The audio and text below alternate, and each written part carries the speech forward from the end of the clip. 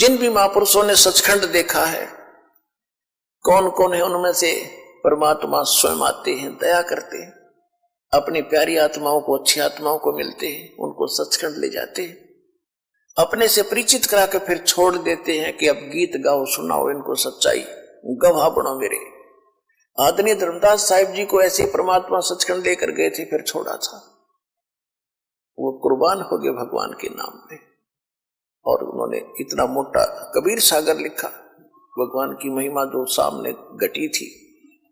आदरणीय मुल्कदास साहिब जी को भगवान मिले और सचखंड लेकर गए, आदरणीय दादू साहिब जी को भगवान मिले, सचखंड लेकर गए, छोड़ा सतलोक से। आदरणीय नानक साहिब जी को बेई नदी से परमात्मा जिंदा महात्मा के रूप में, जितने भी महापुरुष को कलयुग मिले हैं जिंदा महात्मा के रूप में मिले, और सचखंड ले गए। 3 दिन तक वहां घुमाया फिराया, और तो तीसरे दिन वापस छोड़ दिया। उसके बाद नानक जी ने आंखों देखा, और यहाँ की इस लोक की उस लोक से तुलना करके बताई। उसके बाद वो इतने उदास रहने लगे। ऐसे गरीबदास साहिब जी को भगवान मिले थे छुडानी में, और सचखंड ले गए, फिर वापस छोड़ा। उस प्यारी आत्मा ने कलम तोड़ महिमा गा रखी अपने भगवान कबीर साहिब की। आदरणीय गीसा दास साहिब जी को गांव खेखड़ा, जिला बागपत, उत्तर प्रदेश में। तो नानक साहिब जी को परमात्मा जब ऊपर से नीचे छोड़ा, और उस लोक को देखकर परमात्मा ने उनको कह दिया था कि अभी सतनाम बताना नहीं किसी को, और सतनाम बिना मुक्ति हो नहीं सकती, और सारनाम साथ होगा। तो नानक साहिब जी को जो वापस छोड़ा, परमात्मा ने जब वहां कहा कि मैं बनारस में हूं, काशी में, और एक जुल्हे का कार्य भी करता हूं, और वहां अपना ज्ञान भी प्रचार करता हूं, यही ज्ञान जो मैंने तुझे बताया। तो नानक साहिब जी जब वापस आए तीसरे दिन, पहले तो उनको मृत मान लिया था कि दरिया में डूब गए, नाते में डुबकी लगाए थे, बाहर नहीं आए, सारे खोज लिया था, जाल लगा दिए थे। तीसरे दिन जो वापस प्रकट हुए, खुशी का ठिकाना नहीं। लेकिन नौकरी करते थे एक नवाब के वहां सुल्तानपुर शहर में, वह नौकरी भी छोड़ दी, और ये प्राप्त करने के लिए कि ऐसा ज्ञान जो मुझे बताया गया है ये पृथ्वी पर कहाँ है। अगर पृथ्वी पर यह ज्ञान है तो महात्मा या परमात्मा रूप में वही पाओगा। तो पहली उदासी यानी संसार से विमुख होकर के पहली उदासी नानक साहिब जी ने बनारस की करी थी, काशी की। रास्ते में जहां भी साधु संत मिले उनसे चर्चा की, उनके पास वो ज्ञान था ही नहीं, फिर आगे चलते गए। तो बनारस में जाके जब रामानंद जी का बहुत बोलबाला था, कबीर साहब तो एक दुल्हाई रूप में घर में रहते थे, कुटिया में अपना कपड़ा बुनते थे, लेकिन रामानंद जी का बड़ा बोलबाला हो रहा था। तो रामानंद जी से मिले जाके नानक साहिब जी जो सिख धर्म के प्रवर्तक है। तो नानक जी साहिब जी ने जाते ही रामानंद जी से यही प्रश्न किया कि ब्रह्मा विष्णु महेश की क्या स्थिति है, इनके माता पिता भी हैं क्या नहीं। तो रामानंद जी ने बताया कि हे प्यारी आत्मा, पहले तो मुझे भी भ्रम था कि इनके कोई माता पिता नहीं, लेकिन परमात्मा प्रगट है आज इस बनारस में, काशी में, और मुझे सचखंड लेकर गए थे, मुझे वापस छोड़ा है। उसके बाद मैंने सारे ब्रह्मांडों को मेरे को दिखाया है, ब्रह्मा विष्णु महेश से परिचित करवाया है। आज मुझे पता है कि ब्रह्मा विष्णु महेश नासवान है, इनके माता पिता है। तो नानक साहिब जी फिर बड़े खुश हुए कि बन गई बात, यहां मिलेगा वो भगवान। अब देखूंगा कि वो जो सतलोक में था वो ही है या कोई और रूप में है। तो परमात्मा जिस रूप में वहां मिले थे उसी रूप में ऊपर सचखंड में जाकर और तख्त पर विराजमान हुए थे, जिंदा महात्मा के रूप में। और जो तेजों में भगवान थे वो खड़े हो गए थे, और वो उस जिंदा वाले परमात्मा के रूप में सारा तेज समा गया था, और वो अकेले ब्रह्मांड के असंग ब्रह्मांड के मालिक के रूप में सिंहासन पर, वही जिंदा महात्मा जो नीचे से ऊपर गए थे उसी रूप में 9 के 9 विराजमान थे। उन्होंने कहा था कि मैं काशी में कबीर नाम से, दुल्हा धानक नाम से वहां लीला कर रहा हूं, और वहां आ जाना, सतनाम दूंगा। सतनाम बिन मोक्ष नहीं। सतनाम 2 अक्षर का होता है, इसमें एक ओम है, एक और गुप्त मंत्र है। जिसको सतनाम प्राप्त है वो जानते। अब नानक साहब जी के तरफ लग रही थी कि वो गुरु मिले, और पूरे गुरु बिना सतनाम काम नहीं करे। सतनाम श्री वाहिगुरु, सतनाम श्री वाहिगुरु, सतनाम वाहिगुरु सत, कि वो ही गुरु मिला जो भगवान रूप है और सतनाम मिले मेरा कल्याण हो। अब गरीबदास जी ने कहा कि झांकी वे कबीर की, झांकी माने नजारा। जैसे 26 जनवरी पर आप देखते हो कि ये पंजाब की झांकी आ रही है, ये राजस्थान की झांकी आएगी, हरियाणा की झांकी।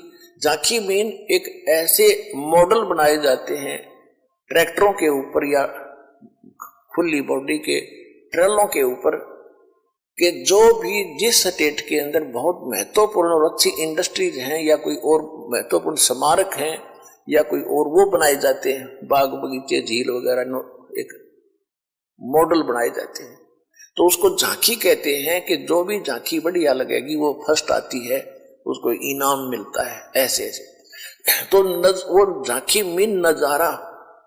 तो सतलोक का नजारा देख के और फिर नानक साहब ने कहा था वाहिगुरु वाहिगुरु वाहिगुरु, सतनाम मिले और वाहिगुरु वापस भेज दिए थे। उसके बाद उन्होंने यह रट लगा दी वाहिगुरु वाहिगुरु मिले और सतनाम मिले। तो गरीबदास साहब कहते हैं झांकी वेख कबीर की, नानक की तीवा और वह सिखा के गड़पड़ी कौन छुटावे था। कहते हैं उस सतनाम का तो किसी को भेज दिया नहीं, नानक जी को सख्त आदेश था इन महापुरुषों को कि ये किसी को नहीं बताना, भी ये तो अब बताना था पिछली पीढ़ी में। तो उन्होंने कोड वर्ड बोलते रहे डटैनी का सतनाम वाहिगुरु, सतनाम मिले वाहिगुरु। अब सिखों ने वाहिगुरु वाहिगुरु की रट लगाने लगे और कोई मंत्र जाप नहीं करते, ये वाहिगुरु वाहिगुरु वाहिगुरु वाहिगुरु वाहिगुरु वाहिगुरु। अब नानक साहब जी ने एक बार मर्दाना को, जब मर्दाना और बालाजी दो खास शख्स थे जो नानक जी के साथ रहते थे। पहले कोई नहीं मानता था नानक जी की इस बात को, जो दास आज बता रहा है और भगवान 600 वर्ष पहले बताया करते, वही ज्ञान नानक जी देते थे। पहले नानक साहब जी हिंदू परिवार में जन्मे थे, रामकृष्ण के पुजारी थे, गीता पढ़ा करते थे ब्रजलाल पांडे के पास। जब वो अपने ही धर्म के विरुद्ध तो थे नहीं थे, लेकिन सच्चाई कहते थे, तो नकली ब्राह्मणों को ये पता चला कि नानक जी तो ब्रह्मा विष्णु महेश से ऊपर कोई भक्ति बताते हैं, ये इनको अच्छा नहीं बताते हैं। तो विरोध बहुत हो गया था। केवल 2 भक्त रहते थे, दृढ़, बालाजी और मर्दाना जी। तो उन्होंने कहा था कि एक बार हमें परमात्मा, एक गुरुदेव, श्री लंका दिखाओ जहां रामचंद्र जी ने चढ़ाई करी थी।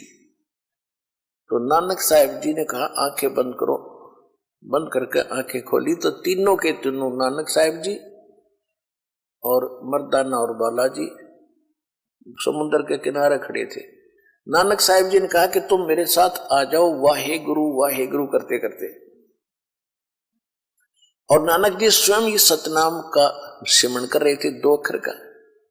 तो नानक साहब जी ने लीला की, मुख से उच्चारण कर दिया ये मंत्र सतनाम का। हालांकि ये मुख से उच्चारण करने का नहीं है, श्वास उश्वास से सिमरन करना होता है, लेकिन ये संतों की अपनी महिमा होती है, लीला होती है कि बात को छुपाना भी था और प्रकट भी करना था।